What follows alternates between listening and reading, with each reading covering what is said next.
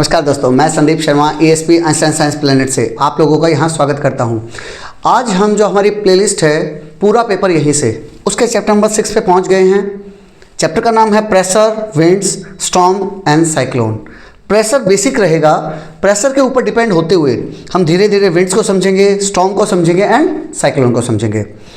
ये जो प्लेलिस्ट है पूरा पेपर यहीं से, इसीलिए इसका नाम रखा, रीज़न बीइंग क्योंकि मैंने चैप्टर के एक एक लाइन को खंगाला है, एक एक लाइन को खोजा है, समझा है। कहीं से भी कोई क्वेश्चन मिस नहीं होगा, कहीं से कोई क्वेश्चन मिस नहीं होगा। मैंने हर एक क्वेश्चन को दो दो तीन तीन तरीके से फ्रेम किया है। लगभग 150 क्वेश्चन के आसपास आपको इस चैप्टर में मिल जाएंगे।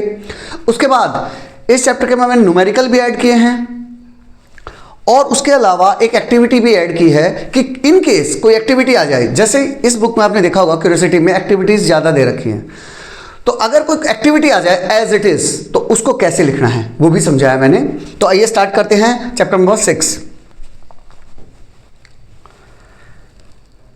पहला question, pressure in air and liquids. Basically हम प्रेशर को समझेंगे, जो इससे लास्ट वाला चैप्टर था, लास्ट वाला वीडियो आपने देखा होगा चैप्टर 5, उसमें भी हमने फोर्स को समझा, पहले फोर्स के बाद प्रेशर को समझा।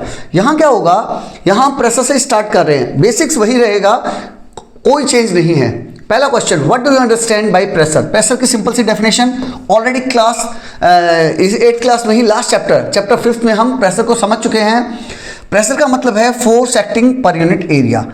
जो प्रेशर है उसको और दो तीन तरीके से पूछा जा सकता है। पहला सिंपल सा, डिफाइन प्रेशर, प्रेशर को डिफाइन करो, या फिर explain pressure in terms of force and area. Pressure को डिफाइन करो in terms of force and area, force and area का यूज करते हुए प्रेशर को डिफाइन करना है। या फिर how is pressure related to force, pressure का और फोर्स का आपस में क्या रिलेशन है। मुझे पता है pressure is force acting per unit area. जो प्रेशर है that is equal to force acting per unit area, force divided by area. ये मैंने फॉर्मूला लिख दिया। Smaller area produces more pressure. Last chapter में समझा था, जैसे नाइफ है, कोई नेल है, वो कैसे अंदर चली जाती है, या नाइफ कैसे इजीली काट पाता है, क्योंकि मैंने क्या किया, पूरा का पूरा फोर्स छोटे एरिया के ऊपर लगाया। छोटे एरिया के ऊपर जैसे ही मैं लगाऊंगा तो उससे क्या होगा, ज़्यादा प्रेशर अप्लाई होगा और वो वेजिटेबल फ्रूट्स इजीली कट पाएंगे। मेजर्ड इन पास्कल, उसके ऐसा यूनिट क्या है बेटा, पास्कल। और उसका लिखा कैसे जाता है, कैपिटल P स्मॉल ए, कैपिटल P स्मॉल ए। ये बात ध्यान करना, कैपिटल और स्मॉल पे ध्यान रखना है हमें। Next question, how does pressure change with area. ये इंपॉर्टेंट बनेगा। चैप्टर 5 में भी हमने समझा था प्रेशर और एरिया के बीच में क्या रिलेशन है। अभी हमने देखा pressure is equal to force divided by area. एक बात बताओ, पहले ये बताओ प्रेशर और फोर्स में क्या रिलेशन है।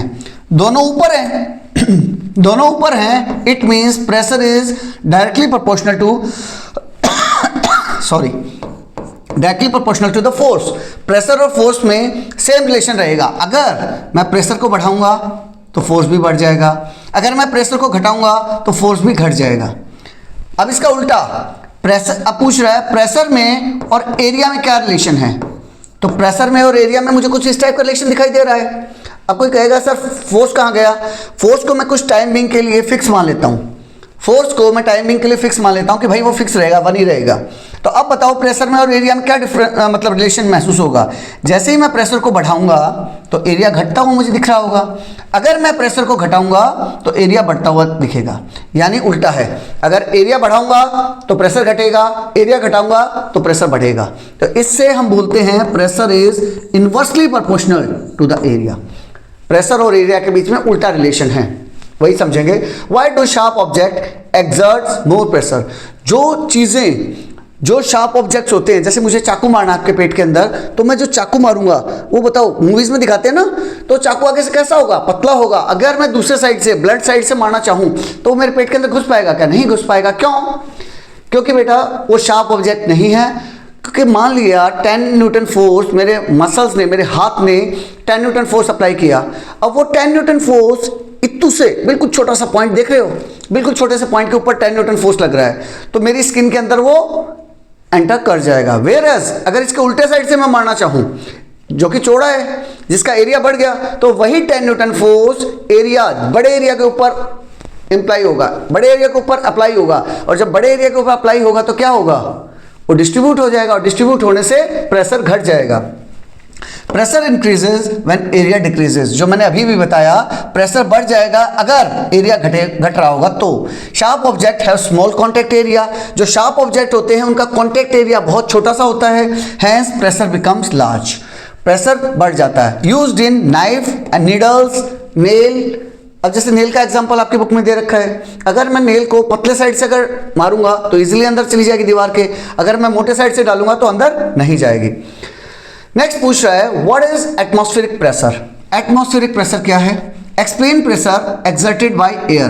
कहीं भी एटमॉस्फेयर का नाम लिया नहीं लिया, लेकिन पूछ तो वही रहा है ना एटमॉस्फेरिक प्रेशर। तो क्वेश्चन किसी भी फॉर्म में आ जाए, किसी भी और फॉर्म में आ जाए, किसी भी तरीके से आ जाए, अटेम्प्ट आपको ऐसे ही करना है, या फिर डायरेक्टली पूछ ले डिफाइन एटमॉस्फेरिक प्रेशर। एक बात समझो इसको, एटमॉस्फेरिक प्रेशर को मुझे डिफाइन करना है। प्रेशर के बारे में हम समझ चुके हैं, प्रेशर क्या चीज होता है। वही प्रेशर अगर एटमॉस्फेयर लगा रहा है, वही प्रेशर अगर एटमॉस्फेयर लगा रहा है तो that is known as atmospheric pressure. जैसे अब मान लो ये अर्थ है, अर्थ के ऊपर यहां मैं खड़ा हूं, तो अर्थ के ऊपर हर जगह इस टाइप से हर जगह एटमॉस्फेयर है, और एटमॉस्फेयर में बहुत सारे एयर के छोटे छोटे छोटे छोटे पार्टिकल्स हैं।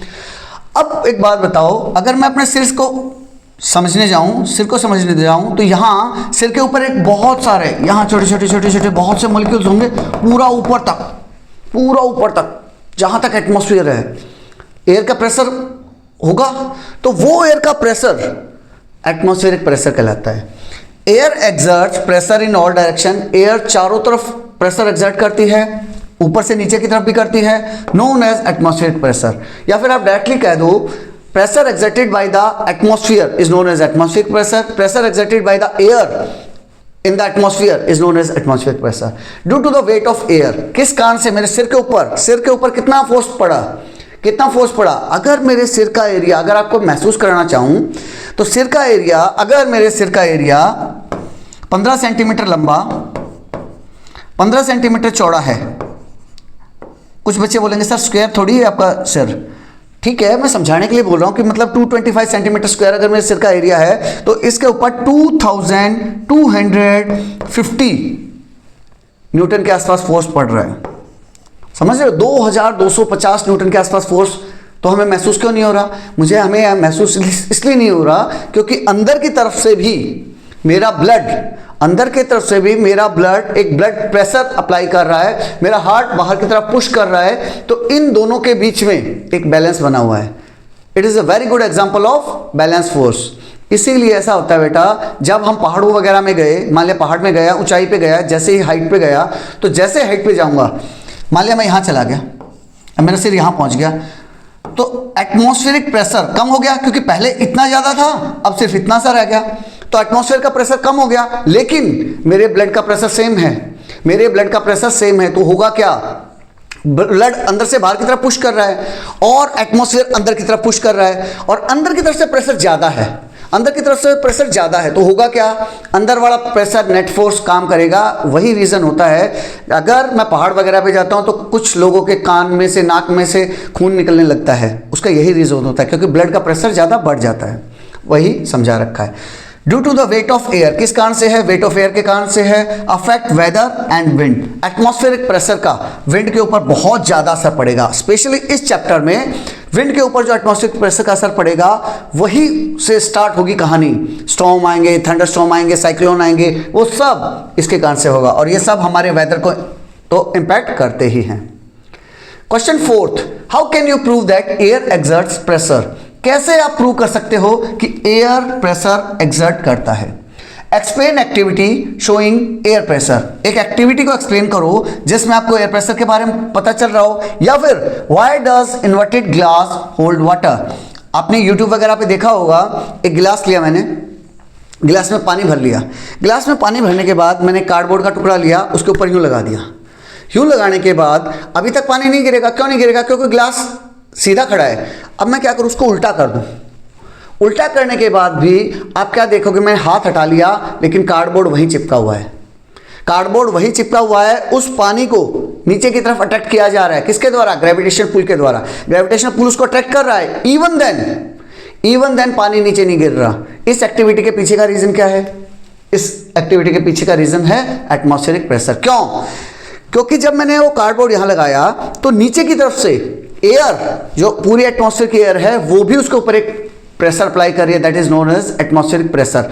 और वो उस ग्रेविटेशन फोर्स के कंपैरिजन में एटमॉस्फेरिक प्रेशर ज्यादा है, इसीलिए वो पानी नीचे नहीं गिर पा रहा। उसके अलावा भी कई सारी एक्टिविटीज हैं। आपकी बुक में एक वो एक्टिविटी देखना बेटा, वो इसी एटमॉस्फेरिक प्रेशर को समझाने के लिए दी गई है, जहां एक बड़ा सा चार्ट पेपर लिया मैंने, बड़ा सा चार्ट पेपर लिया, तो जब मैं उसका एरिया बढ़ा दूंगा, तो उसको उठाना भी मुश्किल हो जाएगा। या फिर एक YouTube वगैरह वीडियोस में आपने देखा होगा, स्केल को जो तोड़ते हैं, स्केल को तोड़ने के लिए भी एक एटमॉस्फेरिक प्रेशर का बहुत बढ़िया वीडियो आता है। इंटरेस्टिंग से फैसिनेटिंग फैक्ट्स है ये साइंस के, इसमें आप देख सकते हो। तो ये समझा रहा है कि कैसे आप प्रूव करोगे एयर एक्सर्ट करता है pressure. Air pressure on object from all sides. Air press करता है बेटा सभी ऑब्जेक्ट को, हर तरफ से। अब मेरी बॉडी को एयर इधर से प्रेस कर रहा है, ऊपर की तरफ से प्रेस कर रहा है, राइट से भी प्रेशर कर रहा है, लेफ्ट की तरफ से प्रेशर कर रहा है, सभी डायरेक्शन से करेगा। Prevents water from falling. इस केस को समझा रहा है कि क्यों पानी नहीं गिरता, because of this atmospheric pressure shows air has pressure. इससे मुझे पता चला कि एयर हमारे ऊपर प्रेशर अप्लाई करती है। Demonstrated bye simple experiments. अब इसने इन्वर्टेड ग्लास का एग्जांपल लिया। हो सकता है यही क्वेश्चन जो आपकी बुक में वो चार्ट पेपर को पहले उसने फोल्ड करके उठाया है, फिर खोलते चले गए फिर उठाया है, वो वाला आप एक्सपेरिमेंट वो आ जाए, तब भी आप वैसे ही एक्सप्लेन करेंगे। एटमॉस्फेरिक प्रेशर का कोई भी एग्जांपल आ जाए, आप इसी टाइप से एक्सप्लेन करेंगे। How does pressure very in liquids. Liquids में प्रेशर कैसे वेरी करेगा? मान लिया इस टाइप से, आपके अभी नेक्स्ट क्वेश्चंस में आएगा। मान लिया ये एक बांध है, डैम है, तो क्या इस जगह पे जो प्रेशर लग रहा होगा, या फिर इस जगह पे जो प्रेशर लग रहा होगा, या फिर बिल्कुल ऊपर जो प्रेशर लग रहा होगा, क्या तीनों बराबर होंगे? लिक्विड जो प्रेशर एक्सर्ट करता है, क्या सभी जगह एक जैसा होता है या कुछ वेरी करता है? Explain pressure in liquid. Liquid में प्रेशर कैसे वेरी करेगा वो समझाइए। What happens to the pressure with depth. जैसे जैसे मैं गहराई में जाऊंगा, देखो ये सबसे गहरा है, ये कम गहरा है, और ये बिल्कुल सबसे ऊपर है, तो जैसे जैसे मैं गहराई में जाऊंगा तो प्रेशर के ऊपर क्या इफेक्ट पड़ेगा? आंसर में क्या करेंगे आप इसका? Liquid pressure increases with the depth. एक सिंपल सा कॉन्सेप्ट, जितने गहराई में जाओगे लिक्विड प्रेशर उतना बढ़ता जाएगा। फील हो पाया? नहीं हो पाया? सिंपल सा है बेटा। एक बात बताओ, मान लिया मैं यहां खड़ा हूं, इस जगह पे खड़ा हूं, या फिर एक इस जगह पे खड़ा हूं, तो तुम्हें क्या लग रहा है कहां प्रेशर में ऊपर ज्यादा होगा? ये वाला, फिर वही सिर के ऊपर कॉलम बना लीजिए, ये वाला कॉलम, और यहाँ इसके ऊपर ये वाला कॉलम, तो तुम्हें कहां फीलिंग ज्यादा आएगी? यहाँ प्रेशर में ऊपर एयर, जो जैसे हमने एयर कॉलम पढ़ा था, सिमिलरली यहाँ लिक्विड जो कॉलम पढ़ूंगा, लिक्विड कॉलम को समझूंगा, जो मेरे सिर के ऊपर प्रेशर पड़ रहा है बिकॉज ऑफ दैट वाटर, तो प्रेशर ज्यादा होगा। यहां मेरे सिर के ऊपर पानी कम होगा तो मेरे ऊपर प्रेशर कम महसूस हो रहा होगा।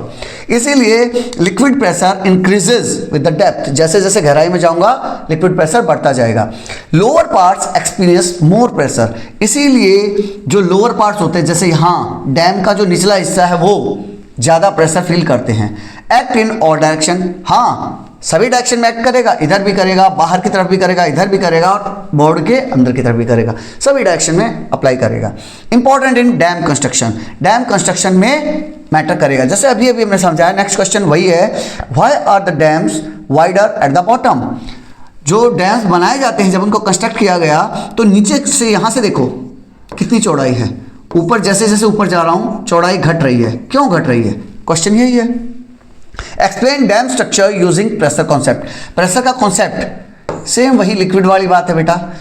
लिक्विड का प्रेशर कहां कैसे अप्लाई होगा वही समझा रखा है। Why is the dam base thicker. Dam का जो बेस बनाया जाता है वो चौड़ा क्यों होता है? किसी भी एंगल से आ जाए आप आंसर ऐसे ही करेंगे।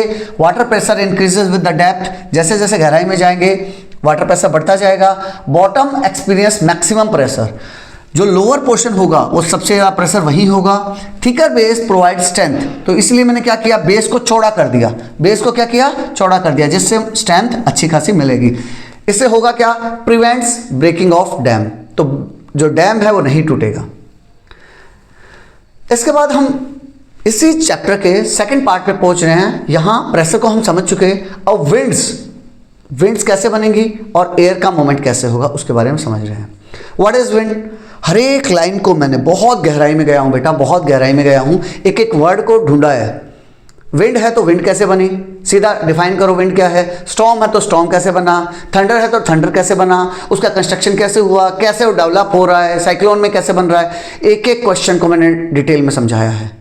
अगर मजा आए, लग रहा हो कि हाँ यार अच्छी मेहनत की है, तो अपने दोस्तों के साथ शेयर करते रहना, अपने दोस्तों के साथ शेयर करते रहना। जितने बच्चे देखेंगे मुझे भी मोटिवेशन मिलेगा, इसमें कोई दो राय नहीं है।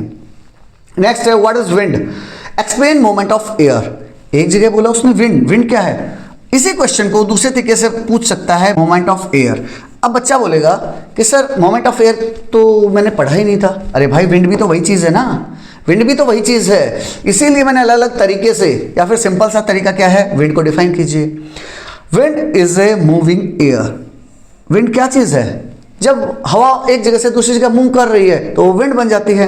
अगर बिल्कुल हल्की हल्की है तो हम बोलते हैं कूल ब्रीज इज फ्लोइंग, ठंडी ठंडी ब्रीज मुझे फील हो रही है। अगर वही हवा की स्पीड बढ़ जाती है तो स्टॉर्म बन जाता है, थंडर बन जाता है, या फिर आगे जाके क्या बन जाएगा, साइक्लोन बन जाएगा। वही बता रखा है। Air moves from high to low pressure. बहुत इंपॉर्टेंट लाइन है, बहुत इंपॉर्टेंट लाइन है। एयर कहाँ से कहाँ मूव करेगी? हाई से लो की तरफ करेगी। क्या हवा में ही ऐसा है क्या? नहीं। अगर पानी देखो बेटा, पानी मान लीजिए ये पहाड़ है, पहाड़ के ऊपर यहाँ आइस गिरी, आइस फिर कहाँ से, वहाँ से हाई से लो की तरफ जाते हैं ना। जो पानी बहेगा, वाटर फ्लो किधर से किधर बहेगा? Water flow always from high altitude to low altitude. Similarly with the electricity, अगर इलेक्ट्रिसिटी फ्लो करा रहे हैं, मेरे फ़ोन की बैटरी लो हो गई है, मैंने उसको चार्जिंग पे लगा दिया है, इलेक्ट्रिकल सॉकेट में लगा दिया, इलेक्ट्रिक सॉकेट में हाई वोल्टेज आ रही है, मेरा फ़ोन की वोल्टेज कम है, तो इलेक्ट्रिक सॉकेट से मेरा फ़ोन चार्ज होगा। क्यों? क्योंकि इलेक्ट्रिसिटी हमेशा हाई वोल्टेज से लो वोल्टेज की तरफ फ्लो करेगी। पानी भी ऐसे ही फ्लो करेगा। तो हवा क्या अब नॉर्मल है? हवा भी सिमिलरली हाई से लो प्रेशर की तरफ बहेगी। कॉज बाय अनइवन हीटिंग, किस कारण से होगा? It is all because of uneven heating. Uneven का मतलब दो वर्ड से मिलकर बना है। अनइवन बराबर नहीं है, असमान हीटिंग, जो असमान गर्मी हो रही है ना उसके कारण। इट अफेक्ट्स द वेदर, और वेदर को बहुत इफेक्ट करेगा। जो विंड्स बनती हैं वो वेदर को इम्पैक्ट करेंगी। How is wind produced? Wind कैसे बनती है? Explain formation of wind. Formation of wind समझाइए। और व्हाई डज एयर मूव? एक जगह से दूसरी जगह एयर क्यों मूव करती है? बहुत इंपॉर्टेंट लाइन्स हैं बेटा, पूरे चैप्टर की जान है ये। सन हीट्स अर्थ अनइवनली। जो सन होगा, सूरज होगा, वो अर्थ को हीट करेगा। कैसे? अनइवनली, असमान तरीके से। कहीं तो गर्मी ज़्यादा छोड़ देगा, कहीं कम छोड़ेगा। कैसे बेटा समझाता हूँ। इसके लिए एक लाइन और ऐड कर लेना। जो लैंड है, पानी और लैंड का कंपैरिजन समझा रहा हूँ, क्योंकि कॉन्सेप्ट आएगा अभी लैंड ब्रिज और सी ब्रिज के बारे में। तो मान लिया ये समुद्र है, ये लैंड है। तो जो लैंड है, हमेशा ये बात एक लाइन ध्यान में कर लेना, जो लैंड होता है वो जल्दी गर्म होगा, जल्दी ठंडा होगा, जल्दी गर्म होगा, जल्दी ठंडा होगा। सूरज लेट से गर्म होगा, लेट ही ठंडा होगा। ये पूरी विंड का बेसिक है। पूरी विंड का बेसिक क्या है कि लैंड जल्दी गर्म, जल्दी ठंडा, बस। तो warm air rises creating low pressure. तो मान लेते हैं ये लैंड है और ये सी है। बॉम्बे का एरिया मान लेते हैं कि बॉम्बे में ये लैंड एरिया है, इधर समुद्र है। तो अब सूरज महाराज आए, सूरज महाराज ने रोशनी डाली किधर? लाइट डाली, हीटिंग किया, किसको? लैंड को भी किया, सी को भी किया। कौन सी चीज़ पहले गर्म हो जाएगी? सर आपने बताया था लैंड जल्दी गर्म होगा, जल्दी ठंडा होगा, तो ये ज़्यादा गर्म हो जाएगा। ये कैसा हो जाएगा? हीट हो जाएगा। ये अभी धीरे धीरे गर्म हो रहा है, तो पहले गर्म कौन सा हुआ? लैंड गर्म होगी। तो होगा क्या? जो लैंड के पास की एयर है, लैंड है, लैंड के पास की जो बिल्कुल ग्राउंड लेवल पे एयर है वो गर्म हो जाएगी। गर्म होते ही वो ऊपर जाएगी, ऊपर उठ जाएगी, ऊपर की तरफ चली जाएगी। अब जैसे ये गर्म होकर ऊपर जाएगी तो समुद्र की तरफ से, सी की तरफ से हवाएं उस तरफ बहेंगी। क्यों बहेंगी? क्योंकि यहाँ की हवा कहाँ चलेगी? यहाँ की हवा ऊपर चलेगी। यहाँ पे एक वैक्यूम क्रिएट हो गया, और वैक्यूम क्रिएट होते ही आसपास से चारों तरफ से हवाएं तेजी से उसको कवर करने के लिए आती हैं।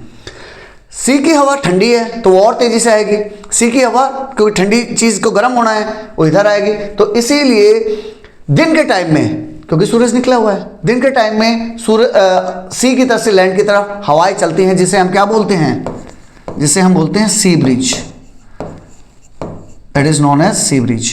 अब इसका उल्टा, रात में क्या होगा, सूरज महाराज गायब। जैसे सूरज महाराज गायब तो होगा क्या, अब ठंडा होना शुरू हुआ। तो ठंडा कौन पहले होगा, लैंड ही पहले ठंडा होगा, लैंड ही पहले ठंडा भी होगा। तो अब गर्म चीज क्या है, अब सी गर्म है, सी का एरिया गर्म हो गया। जैसे सी का एरिया गर्म हुआ तो अब यहां से हवाएं ऊपर जाएंगी। जैसे यहां से हवाएं ऊपर जाएंगी तो लैंड की तरफ से हवा इधर वैक्यूम को कवर करने के लिए दौड़ेगी, रश करेगी। और जब वो रशिंग करेगी तो उस टाइम में लैंड ब्रिज लैंड से सी की तरफ चलेगी। That is known as land breeze. वही चीज समझा रखिए, cool air moves towards it. जैसे ही गर्म हवा ऊपर जाएगी, कूल एयर उसको कवर करने के लिए जाएगी। This moment forms wind. ये जो मोमेंट हुआ इसी को विंड बोलते हैं। How does temperature affect air pressure. Temperature का और एयर प्रेशर का क्या रिलेशन है, explain relation between temperature and the pressure. Temperature और प्रेशर के बीच में रिलेशन को एक्सप्लेन कीजिए। Why does hot air rise. अब ये पूछना चाह रहा है कि आपने बोल तो दिया एक लाइन में कि सर जो सरफेस के पास की हवाएं हैं वो ऊपर जाएंगी। अब क्यों जाएंगी, गर्म होने के कारण क्या रिलेशन है, टेम्परेचर का क्या रिलेशन है, टेम्परेचर और एयर प्रेशर का क्या रिलेशन है, ये समझा रहे हैं। सिंपल सी बात है, जो सरफेस है, जैसे लैंड गर्म हुआ तो सरफेस के पास की हवाएं गर्म होगी। गर्म होते ही तो उसको एक एडिशनल एनर्जी मिलती है। जैसे ही टेम्परेचर मिला तो उसको एक एडिशनल एनर्जी मिलेगी। एडिशनल एनर्जी मिलते ही वो लेफ्ट राइट मूव करना स्टार्ट कर देगी। जब वो लेफ्ट राइट मूव करेगी बहुत तेजी से, उसको रैंडम काइनेटिक एनर्जी मिल गई। और जब वो काइनेटिक एनर्जी ऊपर की तरफ लेके चली जाएगी। जैसे आपने नॉर्मल देखा होगा, घर में किसी बच्चे को अब 20 रुपये 50 रुपये 100 रुपये दे दो, अब देखो वो ऐसे भागेगा एक बार उधर, मम्मी दुकान पे चला जाऊं, पापा मैं ये ले आऊं, मम्मी ये ले आऊं, दादू जी ये ले आऊं, ऐसा रहता है। तो जैसे उसको एनर्जी मिली वो दौड़ना शुरू किया। Similarly with the air molecules, उनको जैसे एनर्जी मिलेगी वो पागलों की तरह भागेंगे। और जब वो रैंडम मोशन करते हैं तो वो ऊपर की तरफ चले जाएंगे। Why does hot air rise. Hot air ऊपर की तरफ क्यों जाएगी, मैं एक्सप्लेन कर चुका हूं। Hot air is light. कैसी होती है, लाइटर होती है comparative to cold air. Creates low pressure. जैसे लाइट होगी तो ऊपर जाएगी, ऊपर जाएगी तो लो प्रेशर क्रिएट करेगी। Cold air is heavier.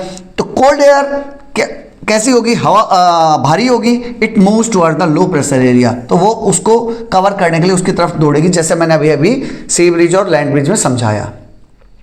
Next है व्हाट इज कन्वेक्शन। कन्वेक्शन क्या है, explain heat transfer by air moment. Heat transfer by air moment, जो अभी क्लास 7th वाली क्यूरियोसिटी आ रखी है उसमें हीट ट्रांसफर वाला जो चैप्टर है आप लोगों ने नहीं भी पढ़ा होगा, लेकिन आप लोगों ने ब्रिज कोर्स में देखा होगा। ये जो क्यूरियोसिटी लॉन्च हुई इससे जस्ट पहले एक ब्रिज कोर्स एनसीईआरटी ने डाला था, अगर आपके स्कूल में वो कराया है तो वहाँ समझा रखा है इसके बारे में। हीट ट्रांसफर के 3 मेथड्स थे, कंडक्शन, कन्वेक्शन एंड रेडिएशन। तो उन्हीं हीट ट्रांसफर का जो सेकंड मेथड है कन्वेक्शन, सेकंड मेथड कन्वेक्शन है, उसके बारे में पूछ रहा है। Define convection in air. तो इसमें क्या होगा बेटा, हीट ट्रांसफर के 3 तरीके हैं, conduction, convection and radiation. Convection के बारे में बता रहा है, heat transfer through movement of fluids. Fluid जब मूव करते हैं तो उनके थ्रू होगा। अब बच्चों को एक बहुत बड़ा मिसकॉन्सेप्शन है कि फ्लूइड्स जब मैं बोल रहा हूं इट मीन्स किसी भी टाइप का कोई लिक्विड, जैसे कि पानी वगैरह, ऐसा ही है, बच्चे ऐसा सोचते हैं। लेकिन जब मैं फ्लूइड बोलूं तो आपके दिमाग में सिर्फ लिक्विड नहीं आना चाहिए, along with the liquid the gases are also known as fluids. Gases को भी फ्लूइड्स मानते हैं। क्यों, क्योंकि वो भी एक जगह से दूसरी जगह फ्लो कर जाएंगे। गैस अभी अभी देखा हमने, एयर फ्लो कर रही थी ना, तो गैस भी फ्लो करेंगे, लिक्विड भी फ्लो करेगा, that's why they are known as fluids. Warm air rises, cool air sink. गर्म हवा राइज करती है, ठंडी हवा सिंक करती है। फॉर्म्स कन्वेक्शन करंट, तो उससे क्या होगा, कन्वेक्शन करंट बन जाएंगे। कॉजेज विंड मोमेंट, जिससे कि विंड मोमेंट होगा। कैसे, आइए समझा देता हूं। अब ये मेरा सरफेस है, सरफेस के पास में यहाँ छोटे छोटे एयर के मॉलिक्यूल्स हैं बहुत सारे। तो जो सरफेस के बिल्कुल पास में होगा वो मॉलिक्यूल सबसे पहले गर्म होगा। जैसे ही वो गर्म होगा तो वो क्या होगा, वार्म एयर बन जाएगी। वो चीज़ क्या बन गई, वार्म एयर बन गई। वार्म एयर का नेचर क्या है, राइज होगा। क्यों राइज होगा, क्योंकि उसको एक्स्ट्रा एनर्जी मिल गई, उसको एक्स्ट्रा हीट मिल गई। हीट मिलते ही वो ऊपर की तरफ दौड़ेगा यूं, ऊपर की तरफ दौड़ेगा, ये ऊपर की तरफ जा रहा है। जब ऊपर की तरफ जा रहा है तो इस जगह पे, इस जगह की एयर गायब, जैसे इस जगह की एयर गायब तो जो कूल एयर होगी वो यहां से नीचे की तरफ सिंक करेगी, यहाँ से नीचे की तरफ सिंक करेगी, और जब ये नीचे की तरफ सिंक करेगी तो इधर कवर कर लेगी, वैक्यूम को लेने के लिए आएगी, फिर वो गर्म हो जाएगी, फिर ऊपर जाएगी, फिर नीचे आएगी, फिर ऊपर जाएगी, नीचे जाएगी। इस तरह से फॉर्म्स कन्वेक्शन करंट। इस तरह से हवा के अंदर कन्वेक्शन करंट बनता है, कॉजेज विंड मोमेंट। इसी को विंड मोमेंट बोला गया है।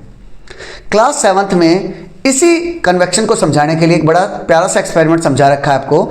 एक बीकर लिया, बीकर ट्रांसपेरेंट होता है, उसके अंदर पोटेशियम परमैंगनेट के कुछ पार्टिकल्स डाल दिए, 3-4 पार्टिकल डाल दिए। पोटेशियम परमैंगनेट का केमिस्ट्री में तब यूज होगा जहां भी उसको कलर दिखाना होगा, जहां भी कलर दिखाना होगा तो उसका कलर कैसा होगा, वॉयलेट सा कलर होगा। तो जब मैंने पोटेशियम परमैंगनेट का डाला, उसके नीचे आग लगा दी, तो होगा क्या, पोटेशियम परमैंगनेट जैसे ही कलर मिलेगा, यहां समझा देता हूं आपको। देखिए, मान लिया ये बीकर लिया, बीकर में मैंने वाटर मॉलिक्यूल्स डाल रखे हैं और यहां कुछ 3-4 मैंने पोटेशियम परमैंगनेट के पार्टिकल्स छोड़ दिए और यहां से मैं उसको गर्म कर रहा हूं। अब जब गर्म करूंगा तो पोटेशियम परमैंगनेट के कुछ जो कलर है वो ऊपर की तरफ जाएगा, कुछ कलर ऊपर की तरफ जाएगा। अब जब ये ऊपर की तरफ जा रहा होगा तो ये किस लिए जा रहा है, वार्म एयर राइजेस, क्योंकि वार्म एयर ऊपर की तरफ जा रही है। तो उसी टाइम आप देखोगे कि यहाँ साइड से हवाएं नीचे के जो वाटर मॉलिक्यूल्स होगा वो नीचे की तरफ जाएगा, यहाँ फिर से गर्म होगा, फिर ऊपर चला जाएगा। इस टाइप से एक सर्कल बन जाएगा, यूं और यूं एक सर्कल बन जाएगा। ये लिक्विड के केस में है, ये मैंने एयर के केस में कन्वेक्शन करंट समझा दिया। What are the convection current, वही चीज कन्वेक्शन करंट क्या होता है, explain air circulation, why does air circulate, continuous movement of air. हो क्या रहा है इसमें, कंटिन्यूअस मूवमेंट हो रहा है like this, due to the temperature difference. हो किस कारण से रहा है, रीजन। अगर एमसीक्यू वगैरह में आता है कि कन्वेक्शन करंट किस कारण से होती है तो आप यही रीजन बताएंगे, because of the temperature difference. हुआ क्या, जो ये वाला एरिया है, ये वाला एरिया है, वहां सबसे ज्यादा गर्मी होगी और ऊपर सबसे ज्यादा ठंडक होगी। यहाँ हीट होगी, यहाँ कोल्डनेस होगी। तो यहाँ क्या होगा, जो हीट है वो ऊपर की तरफ जा रही होगी और ठंडी जो भी वो है नीचे की तरफ आ रहा है। Hot air rises, cool air sinks and responsible for wind formation. इसी तरह से विंड फॉर्मेशन बनेगी। अब विंड तो बन गई, अब वही विंड्स कैसे स्टॉर्म बन जाएंगी या फिर कैसे साइक्लोन बन जाएंगी। तो पहले हम इनके डेफिनेशन समझेंगे, स्टॉर्म क्या होता है, साइक्लोन क्या होता है। डेफिनेशन के बाद फिर धीरे धीरे हम इनकी एक एक चीज समझते समझते ये समझेंगे कि कैसे एक नॉर्मल हवा जो चल रही थी, अभी तक नॉर्मल हवा चल रही थी, बाद में वो स्टॉर्म बन गई, थंडर बन गई, साइक्लोन बन गई, कैसे, इस चीज़ की गहराई में समझेंगे। थ्योरी में बड़ी गहराई में करा रखा है, मेरी प्लेलिस्ट चेक कर लीजिएगा, आपको इजीली मिल जाएगी। मैंने एक एक वीडियोस को पूरी प्लेलिस्ट डाल रखी है। 8th क्लास का तो मतलब हर एंगल से करवा रखा है। 8th क्लास की जो क्यूरियोसिटी है, जितने एंगल हो सकते हैं इन डेप्थ वीडियो मैंने करा दिया है। अगर आप क्विक रिवीजन करना चाह रहे हैं तो क्विक रिवीजन कर सकते हैं। जो एनसीईआरटी की बुक में क्वेश्चन दे रखे हैं उनके लिए एक अलग प्लेलिस्ट है, और जो एडिशनल क्वेश्चन आ सकते हैं उनके लिए मैंने ये प्लेलिस्ट अलग से डाल दी। इस प्लेलिस्ट को करने के बाद आपको कहीं से पढ़ने की जरूरत नहीं है। यहां स्टॉर्म्स के बारे में समझते हैं। स्टॉर्म क्या होता है, एक्सप्लेन वायलेंट विंड्स। अब विंड को उसने वायलेंट बता दिया। वायलेंट विंड्स के समझेंगे या फिर सिंपल स्टॉर्म कैसे होता है, आंसर कैसे करेंगे। Storm is a strong wind with rain. अगर हवाएं तेज हो जाएं, नॉर्मल हवा चल रही थी, तेज होगी और उसमें तड़का किसने मार दिया, रेन ने भी तड़का मार दिया, तो वो हम क्या कहेंगे, स्टॉर्म आ गया, तूफान आ गया है। हुआ किस कारण से, cause by the pressure difference. इसीलिए चैप्टर का जो मेन जिस्ट है, चैप्टर का मेन कहानी हमने प्रेशर से स्टार्ट की थी। हुआ किस कारण से, जितने भी स्टॉर्म साइक्लोन समझेंगे सब में देखना मेन रीजन प्रेशर डिफरेंस ही होगा। कैन कॉज डिस्ट्रक्शन, खतरनाक होता है, क्यों, क्योंकि डिस्ट्रक्शन हो सकता है, बहुत से लोग मर सकते हैं, घर उजड़ सकते हैं, छत उड़ जाएंगे, आपकी बुक में दिखा रखा है कि छत उड़ गई। अकर्स सडनली, और अचानक से बहुत तेज हो जाता है तो आदमी के पास रिस्पॉन्स टाइम भी बहुत कम होता है। नेक्स्ट है साइक्लोन। क्या होते हैं, साइक्लोन को हिंदी में बोलते हैं चक्रवात। हिंदी से आप समझ पाएंगे, चक्रवात, चक्कर आएंगे इस टाइप से, पूरा चक्कर बनेगा, बाउंडर टाइप बनेगा। Explain rotating storm. साइक्लोन को ही रोटेटिंग स्टॉर्म बोला गया है। स्टॉर्म क्या है, थोड़ा सिंपल टाइप है, रोटेटिंग स्टॉर्म और ज्यादा खतरनाक हो जाते हैं। Define cyclone. Cyclone is a violent rotating storm. Violent भी है, देखो स्टॉर्म की जब डेफिनेशन आई थी तो क्या बोला था, storm is A violent wind. अगर विंड खतरनाक होगी तो किस में कन्वर्ट होगी? स्टॉर्म में कन्वर्ट होगी। लेकिन वही स्टॉर्म अगर और खतरनाक हो जाए और रोटेशन भी स्टार्ट कर दे, घूमना भी स्टार्ट कर दे, तो वो क्या बन जाएगा? वो साइक्लोन बन जाएगा। फॉर्म्स अवर वार्म ओशन। साइक्लोन बनता कैसे है? साइक्लोन टाइम लेता है बेटा। स्टॉर्म तो जल्दी आ जाएगा, लेकिन साइक्लोन टाइम टेकिंग प्रोसेस है, धीरे धीरे डेवलप होगा, प्रेशर डिफरेंस रहेगा, फिर धीरे धीरे सर्कुलेशन स्टार्ट होगा, गर्म हवाएं ऊपर जाएंगी, ठंडी हवाएं नीचे आएंगी, इस टाइप से बढ़ता जाएगा बढ़ता जाएगा। Has very low pressure at the centre. जो साइक्लोन होगा उसके सेंटर में बहुत कम प्रेशर होगा, known as the eye of the cyclone. इस पे एक एमसीक्यू आ सकता है, फिल इन द ब्लैंक्स आ सकता है। जो सेंटर है वो कैसा होगा? सेंटर पे बहुत कम प्रेशर होगा। ये बात ध्यान कर लेना, ये भी आ सकता है या फिर ये भी आ सकता है, जिसे हम आई ऑफ द साइक्लोन बोलते हैं। Causes heavy rain and winds. Cyclone में क्या होगा? तेज बारिश आ रखी होगी और तेज हवाएं, तूफान चल रहा होगा। How is a cyclone form? Cyclone कैसे बनता है? Explain formation of cyclone. Cyclone formation को एक्सप्लेन कीजिए। या फिर how do the cyclone develop over seas. तो अगर छोटे फॉर्म में लिखना है तो मैंने यहाँ 3-4 पॉइंट ऐड कर रखे हैं। अगर बड़े अच्छे से समझना है तो आपकी बुक में कुछ 7-8 पॉइंट बना रखे हैं, वो मैं एक्सप्लेन करूंगा। अभी इसी में एडिड है, अभी समझाऊंगा। वहाँ मोस्ट एयर राइजेस। जो गर्म भीगी हुई हवाएं हैं, मॉइस्ट मतलब भीगी, जिसमें पानी का मॉइस्चर ज़्यादा है, राइजेस वो ऊपर की तरफ जाएंगी। क्रिएट्स लो प्रेशर, प्रेशर कम हो जाएगा। सराउंडिंग एयर रशेज इन, तो सराउंड से हवाएं चारों तरफ उधर की तरफ दौड़ेंगी। कॉजेज रोटेटिंग मोशन, उससे रोटेटिंग मोशन बनेगा। What is the eye of A cyclone? जो अभी भी मैं बात कर रहा था, आई ऑफ ए साइक्लोन क्या होता है? एक्सप्लेन काम सेंटर ऑफ द साइक्लोन। अब क्वेश्चन आ गया, काम सेंटर ऑफ साइक्लोन क्या होता है? आप बोलेंगे सर आई ऑफ साइक्लोन तो मैंने पढ़ा था, लेकिन काम सेंटर तो मैंने पढ़ा ही नहीं। या फिर लो pressure area of A cyclone मैंने पढ़ा ही नहीं। क्वेश्चन इस तरह से भी आ सकता है कि लो प्रेशर कहाँ होगा साइक्लोन में, तब भी आप उसका यही आंसर करेंगे। या फिर व्हाई इज साइक्लोन सेंटर काम? साइक्लोन का सेंटर बिल्कुल शांत होता है, चारों तरफ तूफान मचा रखा है, लेकिन खुद बिल्कुल शांत है। जैसे आपके स्कूल में जो प्रिंसिपल साहब होते हैं, जैसे राउंड पे निकलते हैं तो तुम्हें क्या लगता है वो सच में बहुत गुस्से में होते हैं? नहीं, वो सिर्फ आपको दिखाने के लिए गुस्से में होते हैं, अदरवाइज अंदर से वो बहुत शांत हैं। कभी आप उनसे पर्सनली में मिलिएगा, बड़े शांत व्यक्तित्व के आदमी होते हैं नॉर्मली जो प्रिंसिपल होते हैं, कोई एक दो को छोड़ के, अदरवाइज बहुत मैच्योर होते हैं। उनको पता है कि बच्चों को गुस्सा करके दिखाना है तो दिखाते हैं, अंदर से वो बड़े शांत आदमी हैं। यहाँ बता रखा है जो आई ऑफ साइक्लोन क्या है? That is the central part of cyclone. Cyclone का पिछला हिस्सा, आपकी बुक में ड्राइंग दे रखी है, बड़ी प्यारी सी ड्राइंग है, सेंटर में उसके आई ऑफ द साइक्लोन है। हेयर, यहां क्या होगा? Lowest air pressure. Air pressure सबसे कम होगा, शांत होगा बिल्कुल, और क्लियर रीजन होगा। यहां कोई तूफान नहीं होगा। जो सेंटर होगा ना साइक्लोन का, वह कोई तूफान नहीं चल रहा होगा। सराउंडेड बाय स्ट्रॉन्ग विंड्स, चारों तरफ से बड़ी खतरनाक वो है, लेकिन इस जगह सेंटर में बिल्कुल शांति है। Why are cyclones dangerous? Cyclone dangerous क्यों है, खतरनाक क्यों है? Explain harmful effect of cyclone. Cyclone के हार्मफुल इफेक्ट को एक्सप्लेन कीजिए। How do cyclones cause destruction? जो साइक्लोन्स होते हैं कैसे वो डिस्ट्रक्शन कॉज करते हैं? It is accompanied with strong winds that damages houses. तेज हवाएं चल रही होती हैं तो हाउस डैमेज हो जाएंगे। उसी टाइम में साथ के साथ हैवी रेनफॉल चल रहा होगा तो आपके घरों के आसपास, आपके एरिया में फ्लड भी आ सकता है। Loss of life and property, but obvious है जब इतना तेजी से तूफान आएगा, 150, 200, 250 की स्पीड से स्टॉर्म आ रखा है, साइक्लोन आ रखा है, तो होगा क्या? Specially coastal region, Gujarat, Maharashtra, Karnataka, Tamil Nadu, Kerala, ये वाला रीजन जो है, या फिर उड़ीसा साइड, इन रीजन्स में जो भी कोस्टल रीजन रहेगा उधर साइक्लोन्स बहुत ज़्यादा आते हैं, तो उन लोगों को पता है फ्लड्स आ जाएगा, लाइफ एंड प्रॉपर्टी को बहुत नुकसान होता है। डिस्टर्ब नॉर्मल लाइफ, आपकी नॉर्मल लाइफ बिल्कुल डिस्टर्ब हो जाएगी। कैसे? लाइट चली जाएगी, कोई कम्युनिकेशन नहीं है, आपकी फ़ोन की बैटरी डिस्चार्ज होगी, इवन घर उड़ गया तो सोचो उसकी तो बेचारे की कंडीशन ही क्या है। और उससे भी बुरा हाल उसका है जिसका कोई अपना इस साइक्लोन वगैरह में मर गया। What are the safety measures during a cyclone? ये अच्छा पार्ट है, ये समझने के लिए आप लोगों के लिए भी।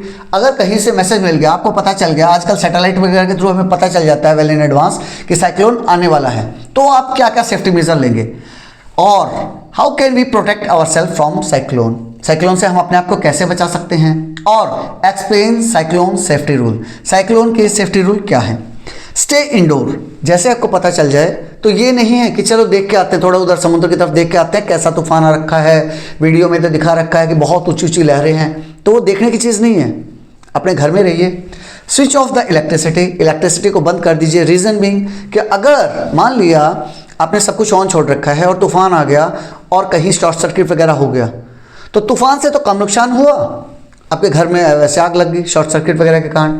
लिसन टू वार्निंग्स, जो गवर्नमेंट की तरफ से बेटा वार्निंग्स वगैरह जो आ रही हैं न्यूज़ चैनल्स पे या फिर मोबाइल के थ्रू या किसी भी तरीके से आपको वार्निंग मिल पा रही हैं। कई बार क्या होता है, लाइट चली जाती है, मोबाइल का नेटवर्क चला गया, उसके बाद वार्निंग वो सायरन के थ्रू भेजते हैं, तब भी उसको ध्यान से सुनिए। Move to safe shelters, safe shelter में चले जाइए जहां आपको जगह मिल पा रही है। अगर घर में नहीं है, बाहर हैं, तो किसी शेल्टर में चले जाइए। टेक इंडियन स्क्वैट पोजीशन, इस टाइप का जब भी बेटा साइक्लोन हो, अर्थक्वेक हो, कुछ भी हो, जब आपको लग रहा है कि बिल्डिंग ही गिर जाएगी, ऐसी कुछ फीलिंग आ रही है, तो किसी स्ट्रॉन्ग सी टेबल के नीचे, सीढ़ियों के नीचे, जहां आपके ऊपर अच्छा खासा कुछ स्ट्रॉन्ग चीज़ है जो आपको सिर को बचा सकती है। और दूसरा ध्यान कीजिए, हमें बचाना किसको है, सबसे इंपॉर्टेंट हमारी खुद की बॉडी है।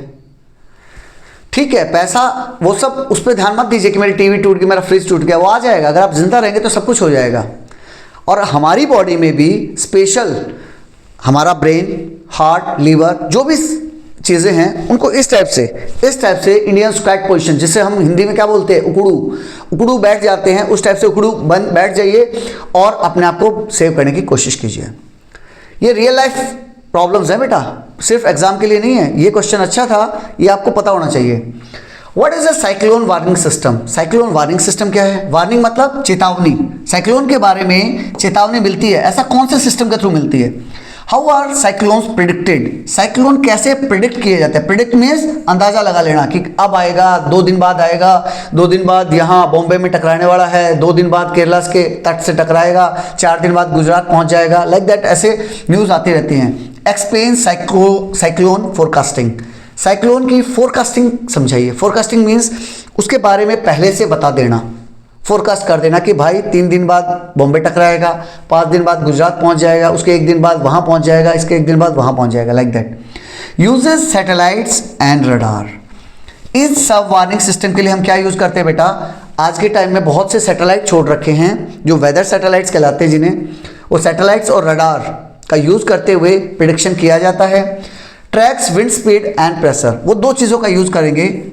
विंड की स्पीड को मेजर करते रहेंगे रेगुलर, और प्रेशर को मेजर करते रहेंगे। जैसे उन्हें लगेगा कि यहाँ बहुत ज़्यादा प्रेशर डिफरेंस क्रिएट हो रहा है, क्या चीज़, प्रेशर डिफरेंस, कि यहाँ प्रेशर बहुत कम है और साइड में प्रेशर बहुत ज़्यादा है, तो पक्का तुरंत वहाँ हवाएं चलनी शुरू हो जाएंगी। आप आजकल गूगल पे देखते हो, इजीली आप प्रिडिक्ट कर पाओगे। गूगल को देख के वो सुबह ही बता देगा कि शाम में क्या वेदर रहेगा, like that. Issue early warning, इससे क्या होगा बेटा, they issue early warnings saves lifes, इससे हमारी लाइफ बच जाएगी। What is wind speed, wind speed क्या है, विंड स्पीड को कैसे मेजर करते हैं, या फिर सिंपल विंड स्पीड क्या होती है। स्पीड ऑफ मूविंग एयर, इसमें हम ज़्यादा टाइम खराब नहीं करेंगे। मूविंग एयर की स्पीड को विंड स्पीड बोलते हैं। मेजर यूजिंग एनीमोमीटर, ये इंपॉर्टेंट है, इस पर एमसीक्यू वगैरह आ जाता है कि मूविंग एयर की जो स्पीड है उसको कैसे मेजर करेंगे, using an instrument known as anemometer. Express in kilometre per hour, कितने किलोमीटर की स्पीड से चल रही है। इंडिकेट स्टॉर्म इंटेंसिटी, वहां से हमें पता चलेगा कि जो विंड है वो स्टॉर्म बनेगा नहीं बनेगा, या फिर नॉर्मल हवाएं चलेंगी, उससे हमें पता चल जाएगा। How does pressure difference cause storm, pressure difference कैसे स्टॉर्म कॉज करेगा। Explain role of pressure in storm, अब हो सकता है स्टॉर्म की जगह साइक्लोन आ जाए, स्टॉर्म की जगह विंड आ जाए, तब भी आप बेसिक्स यही लिखेंगे। Why do storm form suddenly, storms जल्दी से तैयार हो जाते हैं लेकिन साइक्लोन को टाइम लगता है, क्यों। लार्ज प्रेशर डिफरेंस डेवलप्स, मैंने बताया एक जगह लो प्रेशर हो जाएगा, एक जगह हाई प्रेशर हो जाएगा। एयर रसेस रैपिडली, एयर तुरंत भागेगी। क्रिएट स्ट्रॉन्ग विंड्स, हवाएं तेज हो जाएंगी, और जैसे ही हवाएं तेज होंगी वो क्या बन जाएगा, वो तूफान बन जाएगा। इसके बाद नेक्स्ट पार्ट पे पहुंच रहे हैं हम, इफेक्ट्स एंड प्रिवेंशन। इसके क्या इफेक्ट होंगे, और इनके क्या प्रिवेंशन कर सकते हैं। यहाँ हम एक एक चीज़ को समझेंगे। How do the storms affect coastal areas, coastal area को कैसे इफेक्ट करेंगे। जब कोस्टल एरिया की बात कर रहे हैं तो आपको पता होना चाहिए कोस्टल एरिया मीन्स जहाँ समुद्र और धरती जुड़ रहे हैं, जैसे जो अपने कोस्टल रीजन्स हैं, गुजरात से लेके गुजरात, महाराष्ट्र, कर्नाटका, केरला, तमिलनाडु, वो सब कोस्टल रीजन्स में आते हैं। Why are coastal region prone to cyclone. अब आपने देखो बहुत मुश्किल होगा कि आप जम्मू कश्मीर में या फिर दिल्ली में साइक्लोन सुन रहे हो, लेकिन बार बार सुनोगे बॉम्बे में आने वाला है, उड़ीसा में आने वाला है, तमिलनाडु में आएगा, लाइक दैट सुनेंगे। Explain storm impact on coastal regions, coastal regions के ऊपर उसका इम्पैक्ट समझेंगे। Because cyclones are formed in seas, कहानी का निचोड़ यही है। साइक्लोन कहाँ बनेंगे? समुद्र में बनेंगे, सी में बनेंगे, ओशन में बनेंगे, और कहाँ बनेंगे? तो जब वो सी में या ओशन में बनेंगे तो कहाँ टकराएंगे? सबसे पहले अर्थ के ऊपर कहाँ टकराएंगे? कोस्टल रीजन में टकराएंगे। और जैसे जैसे लैंड के ऊपर मूव करते हैं बेटा, वो कमजोर होते जाएंगे, उनकी इंटेंसिटी कमजोर होती जाएगी। मान लिया 250 की स्पीड से टकराए, 250 किलोमीटर पर आवर की स्पीड से टकराए, और थोड़ा आगे जाएंगे 200 हो जाएगा, और थोड़ा आगे जाएंगे 150 हो जाएगा, लाइक दैट वो स्पीड घटती जाएगी और उसका इफेक्ट कम होते जाएगा। इसलिए दिल्ली वगैरह में आपने साइक्लोन नहीं देखे होंगे। इसमें होता क्या है, हैवी रेनफॉल होगा, स्ट्रॉन्ग विंड चलेंगी, फ्लडिंग आ जाएगा या फिर इरोजन हो जाएगा, it damages to the homes. बहुत सा डैमेज होता है बेटा, भगवान ना करे आप कभी ये सब चीज़ें देखें। How can buildings be made cyclone resistant, buildings को साइक्लोन रेजिस्टेंट कैसे बनाया जाता है।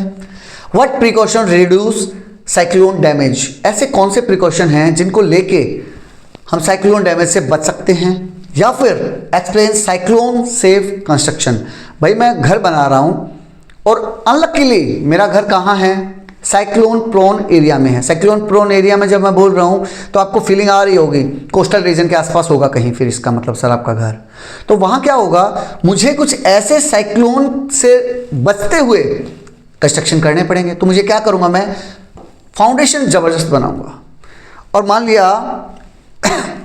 लिया अगर हम कई घर एक साथ बनाएंगे, 10 घर, मान लिया पूरी एक रो 10 घर मिलके एक साथ बना रहे हैं, जैसे स्पेशली सोसाइटी वगैरह में घर बनते हैं तो आपने देखा होगा 10 घर 20 घर एक रो में एक साथ बन रहे हैं और वो आपस में जुड़े हुए हैं, उनके जो कॉलम बीम हैं वो कनेक्टेड हैं। तो अब उनको उखाड़ फेंकना बहुत मुश्किल हो जाएगा। तो मैं क्या करूँगा, फाउंडेशन स्ट्रॉन्ग रखूँगा, कॉलम बीम पे घर बनाऊँगा। अगर आप किसी गरीब का घर देखना तो वो बेचारा कॉलम बीम वगैरह नहीं बनाता, सीधी ईंटें खड़ी की, चार दीवारी खड़ी की, उसके ऊपर छत डाल दी, तो वो घर बहुत जल्दी उड़ जाएगा। तो मैं कॉलम और बीम का यूज़ करूँगा, या फिर सोसाइटी टाइप से घरों को आपस में जोड़ते हुए बनाऊँगा।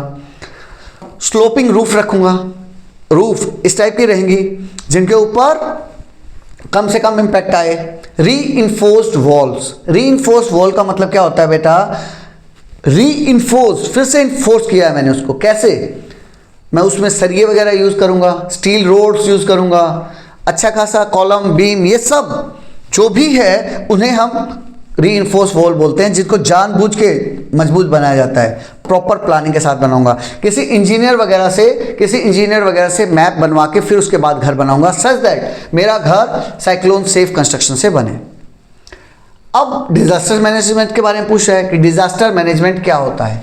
मैनेजमेंट मीन्स मैनेज करना, किसको, डिजास्टर को, कि ठीक है भाई तूफान आ गया, नुकसान हो गया, तो मैं कैसे उसको डिजास्टर को मैनेज करूं। ये रोल रहेगा गवर्नमेंट एजेंसीज का, या फिर आसपास के आपके वो एरियाज जहां तूफान कम पहुंचा है तो वो लोग एज ए ह्यूमैनिटेरियन बेसिस आपके हेल्प के लिए आ सकते हैं, तो वहां वो लोग डिजास्टर मैनेजमेंट को समझेंगे। Explain disaster control measure, disaster को कंट्रोल करने के तरीके बताइए, या फिर डिजास्टर मैनेजमेंट को एक्सप्लेन कीजिए। बेसिकली मतलब क्या है, planning to reduce disaster damage, हम प्लानिंग करके रखें। तो कुछ तरीके तो होते हैं बेटा प्रिवेंटिव, कि भाई मैं पहले से ऐसे प्लानिंग करूं, जैसे अभी हमने समझा कि मैं घर को इस तरह से बनाऊं कि घर गिरे ही ना, ये तो प्रिवेंटिव हो गया जो मैं पहले कर ले सकता हूं।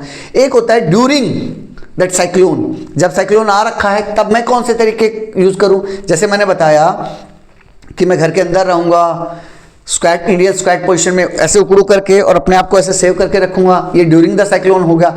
एक आएगा उसके बाद, आफ्टर द साइक्लोन, उसका इंपैक्ट हो गया, तूफान जा चुका है। अब अलग अलग एजेंसीज आएंगी, अलग अलग एजेंसीज आएंगी जो आपकी सेफ्टी के लिए, आपको बचाने के लिए, क्या क्या नुकसान हुआ है, फ्लड हुआ है तो फ्लड से कैसे बचाएंगे, कोई डूब तो नहीं गया, कोई डूब रहा है तो उसको बचाने की कोशिश करेंगे, या फिर आपके लिए फूड पैकेट्स वगैरह लेके आएंगे, वो सब। इंक्लूड्स प्रिपरेशन एंड रिस्पॉन्स, पहले प्रिपेयर करेंगे और बाद में उसका रिस्पॉन्स देंगे। तूफान से पहले प्रिपेयर, बाद में उसका कैसे वो करना है। It saves our lives, important during cyclone, cyclone वगैरह में डिजास्टर मैनेजमेंट बहुत काम का रहता है। जैसे अभी आप लोग प्रैक्टिकली देख भी पा रहे होंगे, स्पेशली जो कोस्टल रीजन्स में रहते हैं, तो वेल इन एडवांस सैटेलाइट वगैरह के थ्रू हमारे पास इंफॉर्मेशन आ जाती है 2 दिन पहले, 3 दिन पहले कि साइक्लोन आने वाला है। तो उससे पहले जो बिल्कुल सीसोर के ऊपर रहने वाले घर हैं, झोपड़ी वगैरह हैं, झोपड़पट्टी टाइप कोई इस टाइप का है जो उड़ सकता है, तो उन घरों को खाली करा लिया जाता है। उस डिस्ट्रिक्ट के डीएम, चीफ मिनिस्टर या डायरेक्टली प्राइम मिनिस्टर वगैरह सब इन्वॉल्व रह के प्लानिंग के थ्रू उसको इवैक्यूएट करा लेते हैं, खाली करा लेते हैं। उनको हाई रीजन्स में भेज दिया जाता है, जैसे तूफान चला जाता है फिर से उनको रिसेटल कर दिया जाता है। Why is early warning important, अभी हमने समझा अर्ली वार्निंग क्यों जरूरी है। उससे हमारी टाइम मिल जाएगा हमें प्रिपेयर होने के लिए। इसी क्वेश्चन को दूसरे तरीके से पूछते हैं, explain importance of weather warning, weather warning का इंपॉर्टेंस बताइए। बेटा पहले क्या होता था, पहले इंफॉर्मेशन इतनी तेजी से सर्कुलेट होती नहीं थी, सैटेलाइट्स वगैरह थे नहीं, सैटेलाइट्स नहीं थे तो हमें इंफॉर्मेशन मिल नहीं पाती थी, वेदर फोरकास्टिंग नहीं हो पाती थी। वहाँ समुद्र में कहीं तूफान बन रहा है हमें पता नहीं है, तो अचानक से हमें लगता था अचानक से तूफान आ रहा है, लेकिन अभी well in advance weather warning मिल जाते हैं हमें। How do warnings reduce loss, warning से लॉस कैसे कम हो जाता है, इससे हमें प्रिपेयर होने के लिए टाइम मिल जाता है। इवैक्यूएशन में हमारी हेल्प हो जाती है, वेल इन एडवांस हम उन लोगों को इवैक्यूएट कर लेते हैं, जिससे होता क्या है, कैजुअलिटीज बच जाती हैं। भाई ठीक है, किसी की झोपड़ी उड़नी है तो उड़ गई, कुछ नहीं कर सकते, लेकिन आदमी की जान तो बच गई। जब वो बचा हुआ है, जिंदा है, तो वो फिर से बना लेगा। सेव्स प्रॉपर्टी, और प्रॉपर्टी को भी हम सेव कर पाते हैं। Explain importance of studying winds and cyclone, अब ये वो चीज़ बता रहा है कि विंड्स को और साइक्लोन को पढ़ने से क्या फ़ायदा है। आप लोगों को क्यों ये चैप्टर पढ़ाया जा रहा है, क्योंकि कल को हो सकता है आप में से कोई किसी डिस्ट्रिक्ट का डीएम बना बैठा हो, सीएम बना बैठा हो, तो उसको अगर ये चीज़ के बारे में बेसिक आइडियाज़ होंगे तो वो उस एरिया की प्रॉपर्टी को, उस एरिया की लाइफ्स को बचा सकते हैं।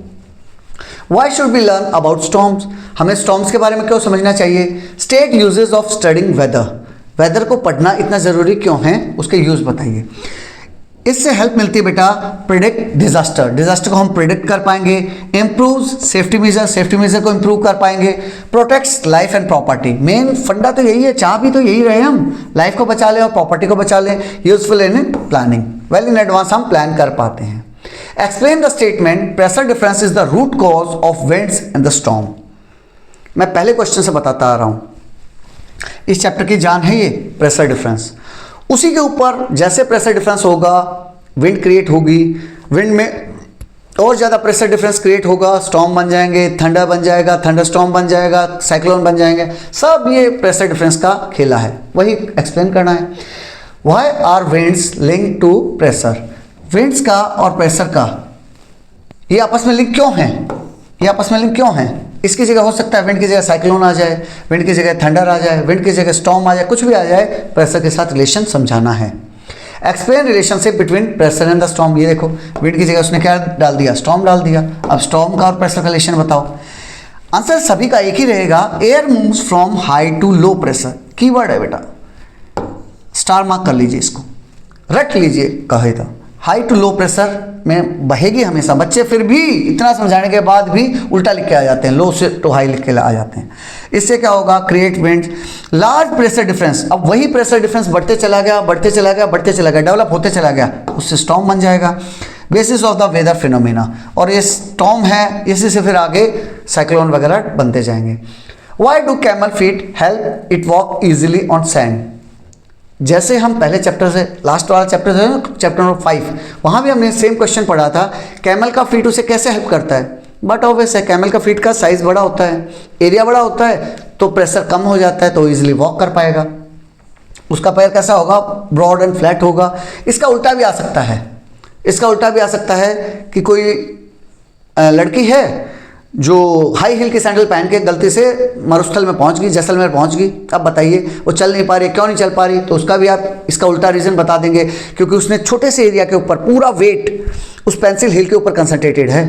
अब छोटे से एरिया के ऊपर कंसंट्रेटेड है तो क्या है, जो वो नीचे की तरफ धंस जाएगा। अब जब नीचे की तरफ धंस जाएगा तो वो चल नहीं पाएगी, वही है रीज़न, क्योंकि pressure is equal to force per unit area.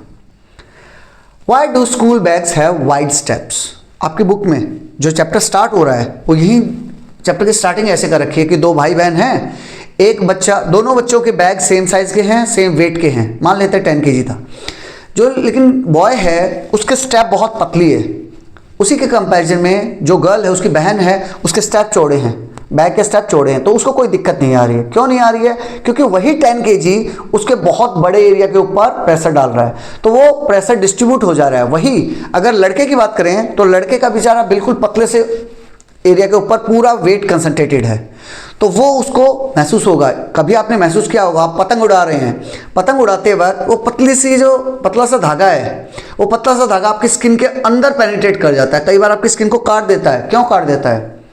क्योंकि वो पूरा प्रेशर बिल्कुल छोटे से एरिया के ऊपर लगा, जो कि एज ए नाइफ काम करेगा और आपकी उंगली को काट देगा। वही चीज समझा रखा है। Wide step increases contact area. Wide spread, इससे क्या हुआ, वाइड स्टेप से कॉन्टैक्ट एरिया बढ़ गया, जिससे कि प्रेशर घट गया। क्यों? क्योंकि एरिया और प्रेशर इनवर्सली प्रोपोर्शनल है। मेक्स कैरिंग बैग कंफर्टेबल, तो बैग को कैरी करना आसान हो जाएगा। Prevents pain and injury. Why do tires of heavy vehicles have more width? उसका उल्टा बता दिया आपको। जो हैवी व्हीकल्स होंगे उनकी विड्थ चौड़ी हो जाएगी, चौड़ी होने से क्या होगा, उसने एरिया बढ़ा दिया, एरिया बढ़ा दिया तो प्रेशर कम हो जाएगा, वही रीजन है। Why do buildings collapse during cyclones? Cyclones में बिल्डिंग क्यों कोलैप्स कर जाती हैं? Explain damage caused by the cyclone, या फिर why are the cyclones destructive? Reason क्या है बेटा? एक्सट्रीमली हाई विंड होती है, इसमें क्या है, स्पीड बहुत ज़्यादा होगी, 200, 250, 300 किलोमीटर टाइप आ रही है हवाएं।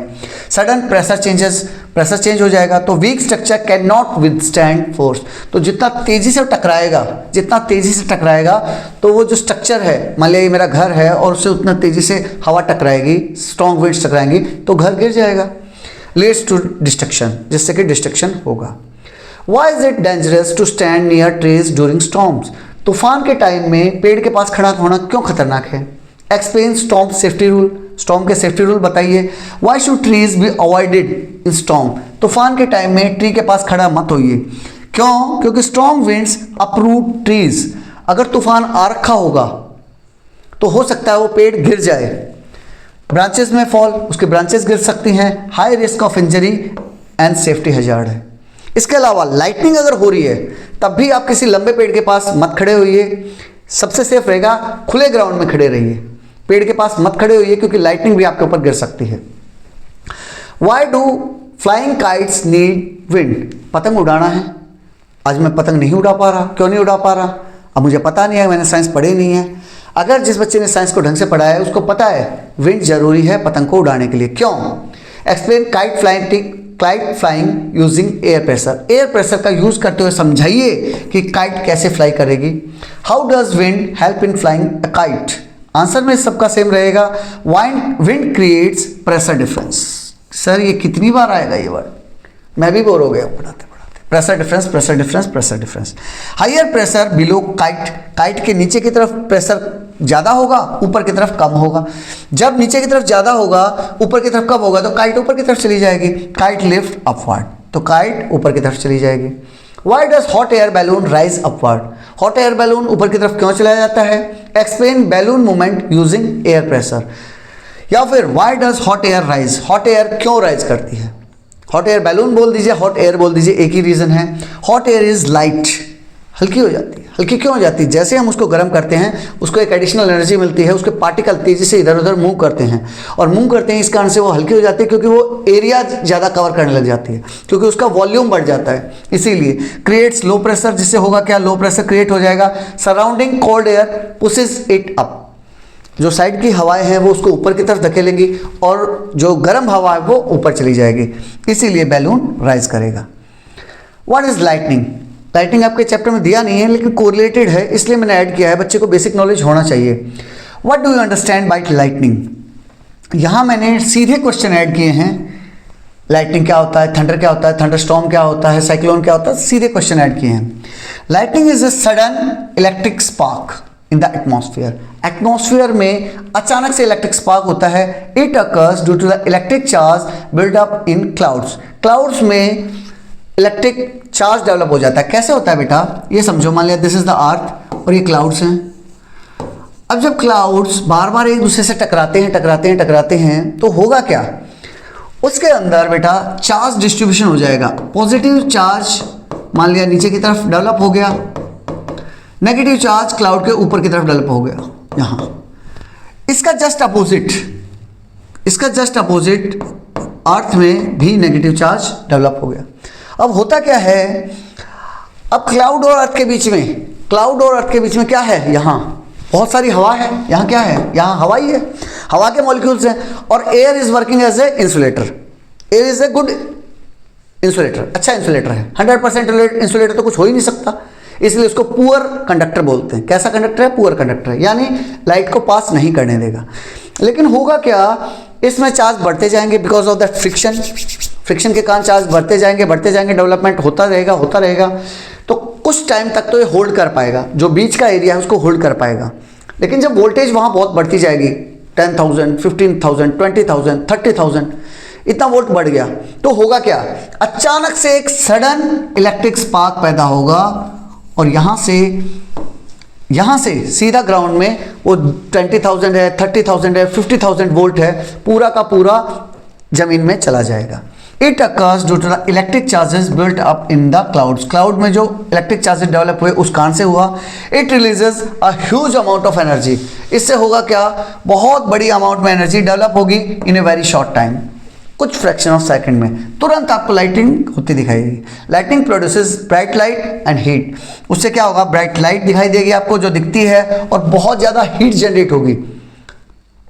अब सोचो 30,000, 40,000, 50,000 वोल्ट वहां गिर रहा है, तो सोचो क्या हालत होगी।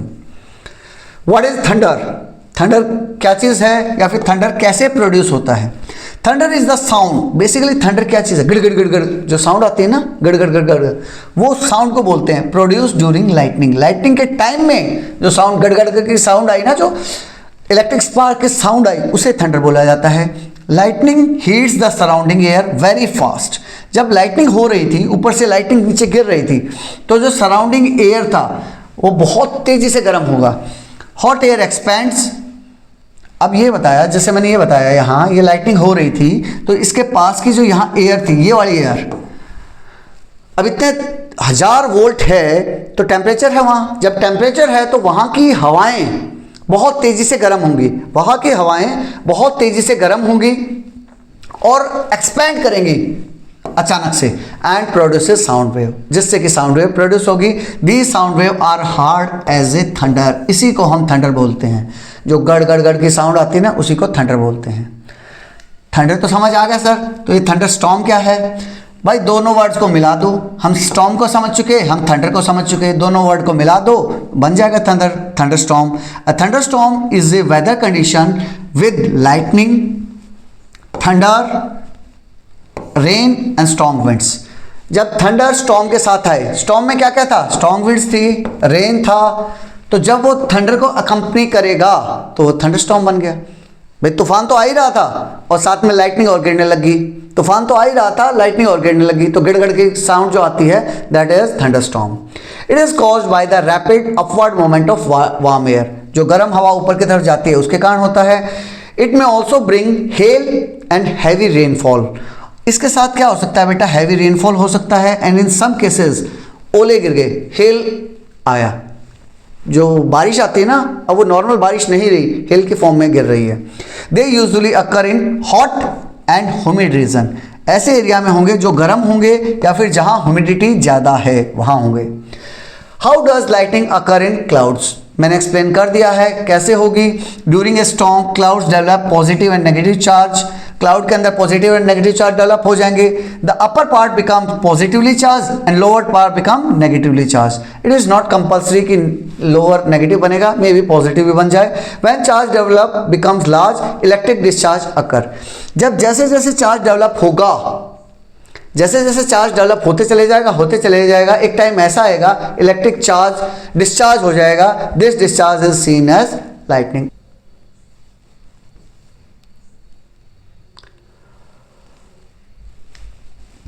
ना उसके बाद आता है why do we see lightning before hearing thunder.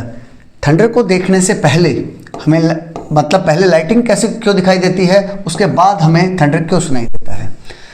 हमें लाइटनिंग पहले क्यों दिखाई देती है, थंडर बाद में क्यों। Why is thunder heard after lightning. Lightning के बाद हमें थंडर क्यों सुनाई देता है।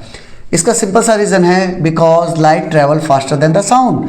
लाइट की स्पीड कितनी होती है 3 × 10⁸ मीटर पर सेकेंड। एक सेकंड में 3 के सामने 8 जीरो लगा दो, इतनी तेजी से मूव करेगी। और साउंड से बेचारी गरीब सी है 346 मीटर पर सेकंड। कितनी स्पीड से मूव करेगी, ओनली 346 मीटर। तो साउंड धीरे है। तो मान लिया मेरे सामने कहीं लाइटनिंग हुई, तो जैसे ही लाइटनिंग होगी तो मुझे तुरंत दिखाई देगी, क्योंकि लाइटनिंग जो है वो इंस्टेंटेनियसली मेरे पास आ जाएगी, तुरंत आ जाएगी। लेकिन वही साउंड को पहुंचने में टाइम लगेगा, इसीलिए कुछ सेकंड्स का डिफरेंस मुझे महसूस होता है। Light from the lightning reaches us almost instantly, तुरंत आ जाती है। Where sound of thunder travel slowly through the air, वो धीरे धीरे मूव करती है with the speed of sound that is 346 metre per second, वो भी कितना at 25 degree centigrade. Therefore, thunder is heard after lightning। इसीलिए ये रीजन है कि थंडर हमें बाद में सुनाई देता है, पहले हमें लाइटनिंग दिखाई देती है। Next question, is lightning dangerous. कोई डाउट है क्या सर? कोई डाउट नहीं है। इसके पीछे रीजन बताइए। Why should we take safety measure during lightning? Lightning के दौरान मुझे सेफ्टी मेजर क्यों लेने चाहिए? Because lightning carries very high electric current। बहुत ज़्यादा इलेक्ट्रिक करंट उस टाइम में फ्लो करता है। पूरा का पूरा जितना वोल्टेज वहाँ डेवलप हुआ था पूरा का पूरा अर्थ में चला गया। अर्थ में मीन्स उस जगह पे चला गया। इट कैन कॉज इंजरी हो सकती है, आग लग सकती है, एंड इवन डेथ भी हो सकती है। वहाँ अगर आदमी है तो आदमी, कोई जानवर है तो जानवर, कोई पेड़ पौधा प्लांट कुछ भी है तो खतरनाक तरीके से बर्बाद हो जाएगा। It can damage tree, building या फिर इलेक्ट्रिक लाइन्स, किसी को भी नुकसान पहुंचा देगी। Hence safety measure are necessary, इसीलिए सेफ्टी मेजर जरूरी हैं। What is lightning conductor. अगर लाइटनिंग की बात करें और लाइटनिंग कंडक्टर में की बात ना करें बिना उसके सेफ्टी प्रिकॉशन के, लाइटनिंग कंडक्टर क्या है। लाइटनिंग कंडक्टर बेसिकली बात करें तो उसका सेफ्टी मेजर ही तो है कि लाइटनिंग मेरे घर को बर्बाद ना करे, हमें ना मारे, हम बच जाएं, वही लाइटनिंग कंडक्टर है। Why is lightning conductor use. Lightning conductor use किस लिए किया जाता है। Basically lightning conductor is a metal road fix on the tall buildings. जो बिल्डिंग है बेटा उसकी छत के ऊपर एक मेटल रोड लगा दी जाती है।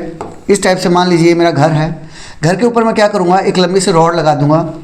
नॉर्मली वो पॉइंटेड टाइप रहेगी। अधिकतर आपको गवर्नमेंट बिल्डिंग्स में, अगर आपका स्कूल वगैरह है वहाँ आपको मिल जाएगी। नॉर्मल घरों में कम लगाते हैं, लगानी चाहिए वैसे, लेकिन हम उतना केयर नहीं करते क्योंकि उसको लगाने का इंस्टॉलेशन चार्जेस ज़्यादा है, इसलिए उसको यूज़ नहीं करते। या फिर आपके घर पे अगर सोलर पैनल लगा है तो सबसे हाईएस्ट पॉइंट के ऊपर इस टाइप की एक रोड लगी मिलेगी, कॉपर की बनी होगी। उस कॉपर की रोड को घर से बिना टच कराते हुए जमीन में गाड़ दिया जाता है। इस टाइप से जमीन में गाड़ दिया जाता है, किस लिए, ताकि वो सेफ पाथ प्रोवाइड करती है। It provides a safe path. यहाँ से सीधा जो भी लाइटनिंग आई वो इसमें टकराई और वो सीधा जमीन में चली गई। For the electric charge to reach the ground, ground में जाने के लिए। It prevents damage to the building, तो जो मेरी बिल्डिंग है वो सेफ रह जाएगी, वो क्या हो जाएगा, सेफ बच जाएगी, उस पर कोई नुकसान नहीं होगा। इसके अंदर जो आदमी रह रहे हैं वो बच जाएंगे, बिल्डिंग बच जाएगी। It protect against lightning strikes, तो इस तरह से लाइटनिंग स्ट्राइक से मैं बच जाऊंगा। Give one difference between lightning and thunder. Lightning और थंडर के बीच में फर्क बताइए। Differentiate between lightning and thunder. पहले एक बार समझ लीजिए लाइटनिंग क्या है। लाइटनिंग वो सफ़ेद सफ़ेद जो आता है ना, रोशनी जो हमें दिखाई देती है, दैट इज लाइटनिंग। और थंडर क्या है, थंडर वो साउंड है जो मुझे सुनाई देती है, गड़ गड़ गड़ जो साउंड आती है ना, वो साउंड है जो मुझे सुनाई देती है। और लाइटनिंग क्या है, एक लाइट है। तो lightning is a flash of light. Lightning क्या है, फ्लैश ऑफ लाइट है। थंडर क्या है, एक साउंड है that is produced due to the lightning. जैसे अभी एक्सप्लेन किया कि मान लिया एक लाइटनिंग जमीन के अंदर गई तो उसके आसपास के जो एरिया के जो एयर मॉलिक्यूल्स थे वो बहुत तेजी से गर्म होंगे और एक्सपैंड होंगे। और जब वो एक्सपैंड होंगे तो और होगा कैसे, फ्रैक्शन ऑफ सेकंड्स में होगा। ये सब कैसे होगा, फ्रैक्शन ऑफ सेकंड्स में होगा। तो अचानक से जो गर्म होकर एक्सपैंड हो रहे हैं उनके कारण एक आवाज़ प्रोड्यूस होती है जिसे हम थंडरिंग बोलते हैं। लाइटनिंग इज सीन फर्स्ट, हम ऑलरेडी समझ चुके हैं लाइटनिंग को, इसलिए पहले देखेंगे हम, और उसकी आवाज़ बाद में सुनाई देगी। क्यों? क्योंकि बाद में हम तक पहुंचते पहुंचते साउंड को टाइम लगेगा। लाइटिंग मुझे इंस्टेंटली दिखाई दी, लेकिन साउंड पहुंचने में टाइम लगेगा। अब ये क्या है? ये आपके चैप्टर में बिल्कुल लास्ट में दे रखा है। मैंने ऐड किस लिए किया? मैंने ऐड इसलिए किया बेटा, क्योंकि कई बार क्या होता है, क्वेश्चन बनाते बनाते टीचर का दिमाग बोला यार एक क्वेश्चन रह गया, एक और बना देता हूँ। तो ये बड़े डेकोरेटिव तरीके से ऐड कर रखा है कि कैसे प्रेशर डिफरेंस क्रिएट होगा, कैसे गर्म हवाएं ऊपर जाएंगे, कैसे स्टॉर्म फॉर्मेशन होगा, स्टॉर्म फॉर्मेशन फिर बाद में साइक्लोन बन जाएगा। तो अगर इस टाइप का कोई भी क्वेश्चन है तो ऑलरेडी मेरे क्वेश्चंस में एडेड है, अब वहाँ से अटैम्प्ट कर सकते हैं। लेकिन होता क्या है, अगर आप बुक के क्वेश्चन एज इट इज़ लिख के आ जाएं तो टीचर बड़ा खुश होगा, बोला यार इसने तो एज इट इज़ लिख रखा है, पूरे 5 नंबर आपके। तो अगर इस टाइप का कुछ आ जाता है तो आप यहाँ से भी अटैम्प्ट कर सकते हैं, ताकि कोई क्वेश्चन बचे ना। पहले आपको समझा रखा है कि कैसे सारी कहानी का वाइंड अप समझा रखा है, कैसे गर्म हवाएं ऊपर उठेंगी, वहाँ लो प्रेशर का एरिया क्रिएट कर देंगे। वहाँ उस जगह पे जब गर्म हवाएं ऊपर जाएंगी तो लो प्रेशर एरिया क्रिएट हो जाएगा। कूल एयर रशेस, तो कूल एयर चारों तरफ से उधर जाएंगी, रश करेंगी to occupy the low pressure area, उस जगह पे जाने के लिए। वार्म एयर राइजेस, और गर्म हवाएं ऊपर जाएंगी, ऊपर जाके वाटर वेपर कंडेंस हो जाएंगे टू फॉर्म द क्लाउड्स।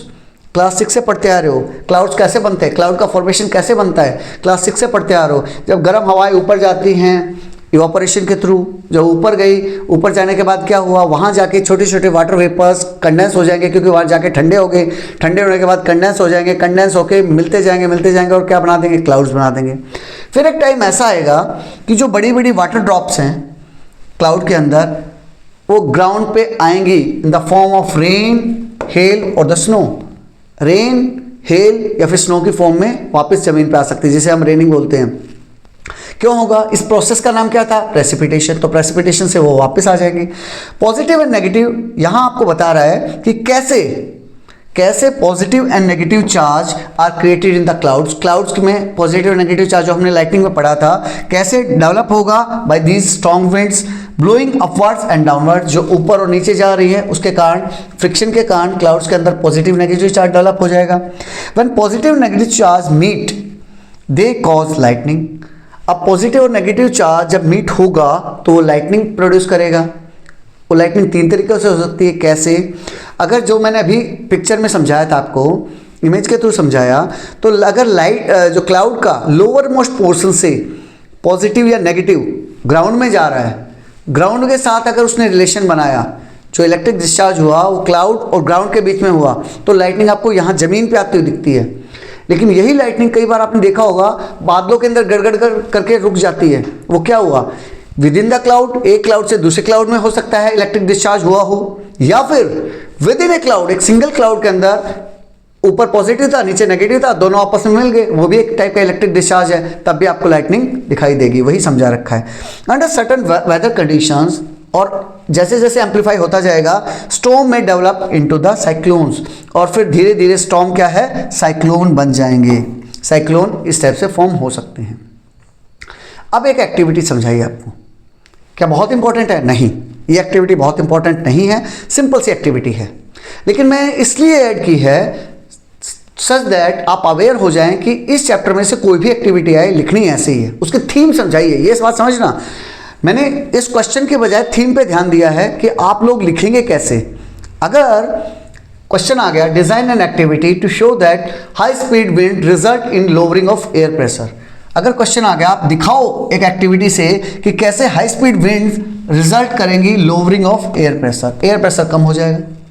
या फिर how can you demonstrate, activity की जगह उसने क्या लिख दिया वर्ड डेमोस्ट्रेट, तब भी घबराना नहीं है, मतलब वही यही रहा है आपसे कि फास्ट मूविंग एयर कैसे लो एयर प्रेशर प्रोड्यूस करेंगी।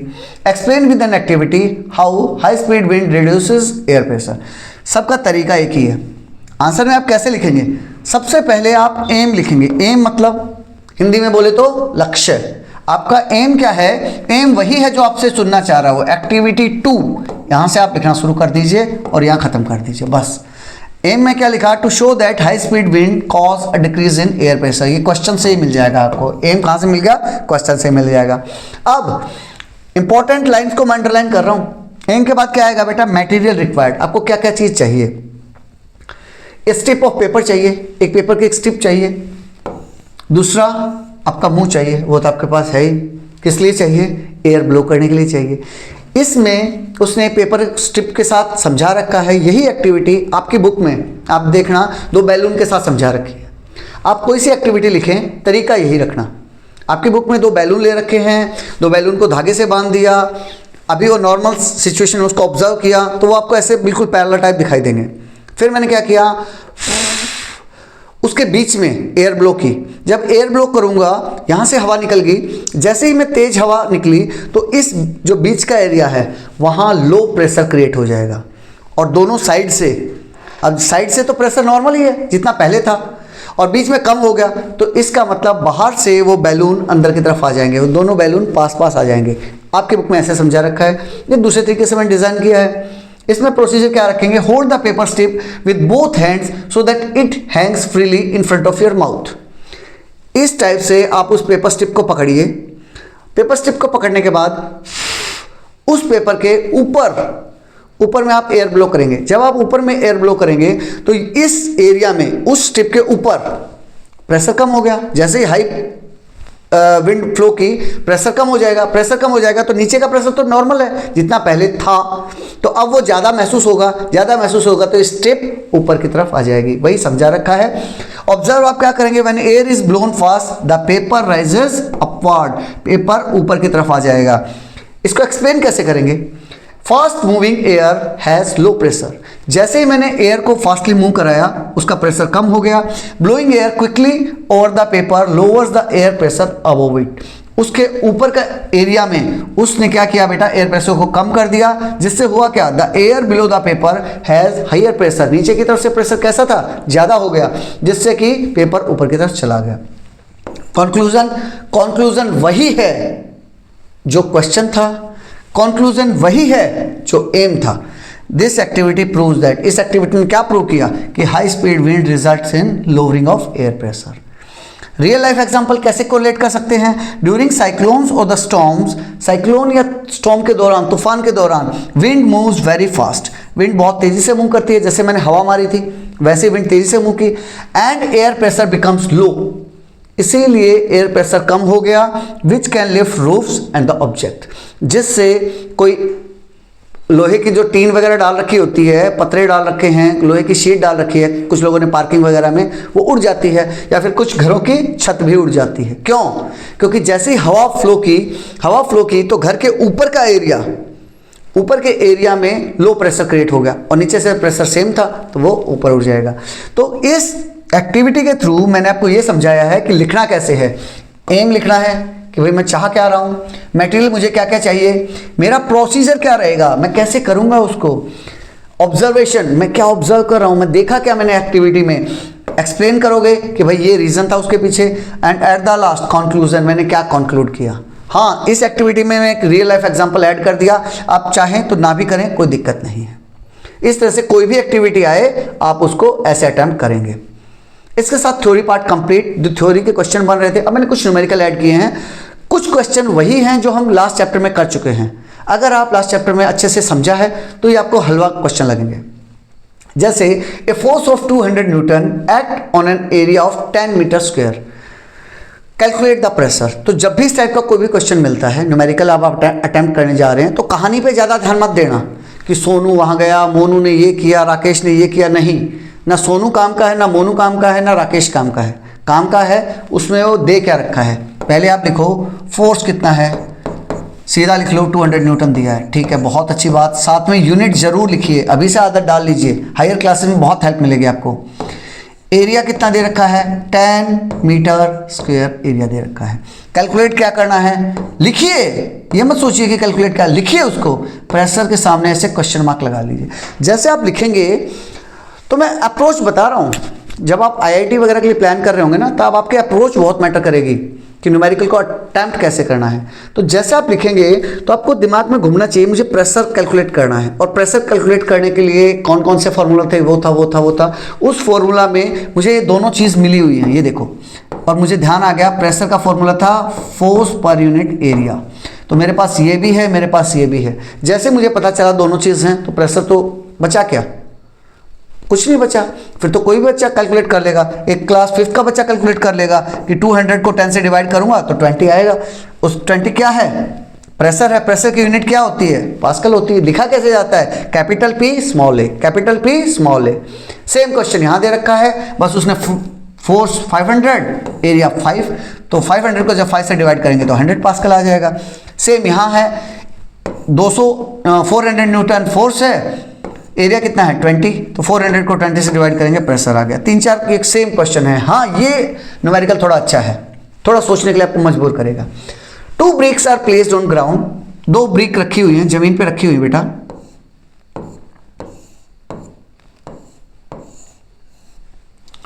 हाँ, ये ड्राइंग में गड़बड़ होगी, कैसे करेंगे इसको?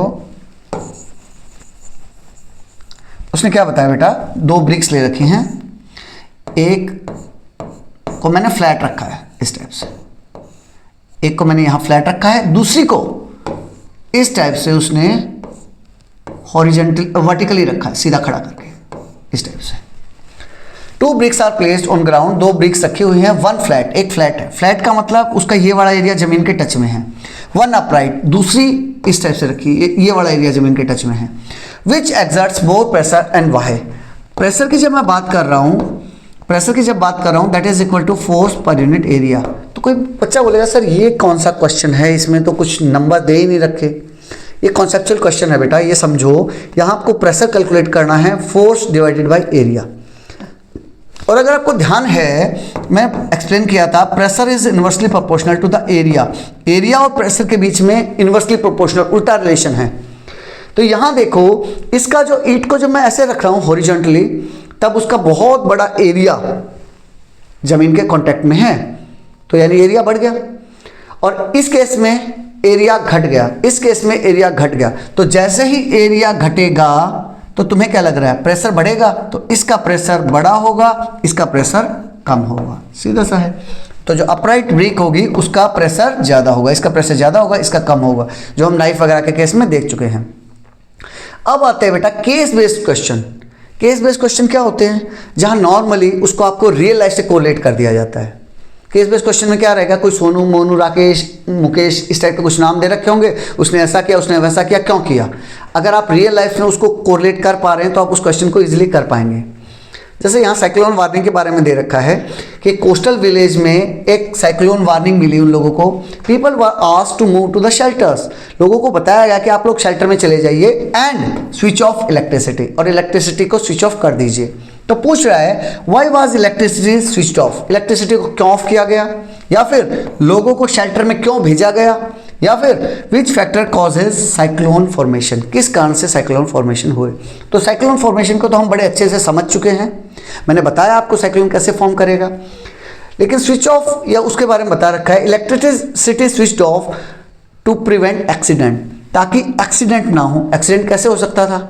मान लिया मेरा घर दूसरे वाले बाजू वाले घर के ऊपर गिर जाए, मेरा वाला घर गिर गया दूसरे वाले के ऊपर, और इस दौरान जब गिरा तो एक नुकसान तो ये हुआ कि घर तो गिर ही रहा है, साथ के साथ वहाँ कहीं शॉर्ट सर्किट हो गया, दोनों लाल और ब्लैक वाला वायर आपस में टच कर गए, टच करके तो शॉर्ट सर्किट हो गया, घर तो गिरा ही गिरा, आग और लग गई, जल और गए उसके साथ। तो इसीलिए एक्सीडेंट से बचने के लिए। दूसरा, shelter provide safety from strong winds, strong wind से हमें सेफ्टी मिलती है। Cyclone form due to the low air pressure, cyclone का फॉर्मेशन समझा रहा है किस कारण से हुआ?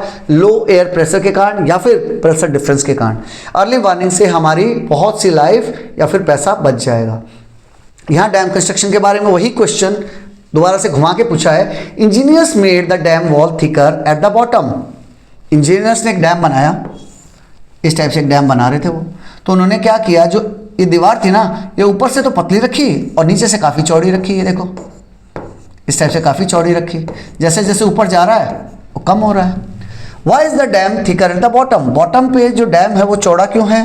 How does pressure change with the depth, जैसे जैसे गहराई में जाएंगे, पानी की गहराई में जाएंगे, तो क्या प्रेशर पे कोई फर्क पड़ेगा? ऑलरेडी डिस्कशन कर चुके हैं कि वाटर का प्रेशर डेप्थ के साथ बढ़ता जाएगा। जब यहाँ प्रेशर ज़्यादा है तो इसको रोकने के लिए मुझे दीवार चौड़ी बनानी पड़ी, और यहाँ इस जगह पर प्रेशर कम है तो इसको रोकने के लिए दीवार पतली बनाओगे तो भी चलेगा। Bottom part experience maximum pressure, इसीलिए मैंने वो दीवार चौड़ी बनाई, वही बता रखा है। नेक्स्ट, स्कूल प्लेग्राउंड का एक एग्जांपल समझा रखा है बेटा केस बेस्ड स्टडी के थ्रू। एक बच्चा है वो स्पोर्ट्स शूज पहन के बहुत इजीली मडी ग्राउंड पे दौड़ सकता है, मडी ग्राउंड है, दौड़ पा रहा है, well another wearing thin soled shoe slip. एक दूसरा बच्चा है जिसने कैसे जूते पहन रखे हैं, थिन सोल कैसी है उसकी, पतली सी। तो ये वही पेंसिल हिल वाला एग्जांपल है। अगर स्पोर्ट्स शूज का साइज बड़ा होगा तो इजीली सस्टेन कर पाएगा, वही समझा रखा है। Thin sole exerts more pressure, sports shoes have larger area, उसका एरिया बड़ा है। जैसे हमने कैमल का एग्जांपल पढ़ा था, कैमल का फीट का एरिया बड़ा होता है तो जो प्रेशर है वो कम हो जाता है, प्रेशर कम हो जाता है तो इसलिए वो ग्रिप ग्राउंड पे इजीली पकड़ पाएगा। यहाँ एक हॉट समर डे के बारे में की स्टडी बताई है। On A hot afternoon strong wind started blowing suddenly, अचानक से स्ट्रॉन्ग विंड चलने लगी। Why did wind start blowing, हवा क्यों चली? विच प्रेशर वाज क्रिएटेड, कौन सा प्रेशर क्रिएट हुआ? हॉट एयर रोज अपवार्ड, जो गर्म हवाएं हैं वो ऊपर की तरफ जाएंगी। क्रिएटेड लो प्रेशर, तो इस जोन में लो प्रेशर एरिया क्रिएट हो जाएगा। कूल एयर रश्ड इन, तो इस एरिया को कवर करने के लिए साइड से ठंडी हवाएं आएंगी, हर तरफ से ठंडी हवाएं इधर एंटर करेंगी, रिजल्ट इन द विंड। इससे फिर क्या होगा, विंड बहना स्टार्ट कर देगी। इसके साथ यहाँ आपका ये चैप्टर खत्म हो गया। मजा आया हो, कनेक्टेड फील किया हो कि हाँ यार कोई क्वेश्चन नहीं छोड़ा, लगा हो कि हाँ रीजनेबल है, तो अपने दोस्तों के साथ शेयर कर देना। With this I am signing off. जय हिंद, जय भारत।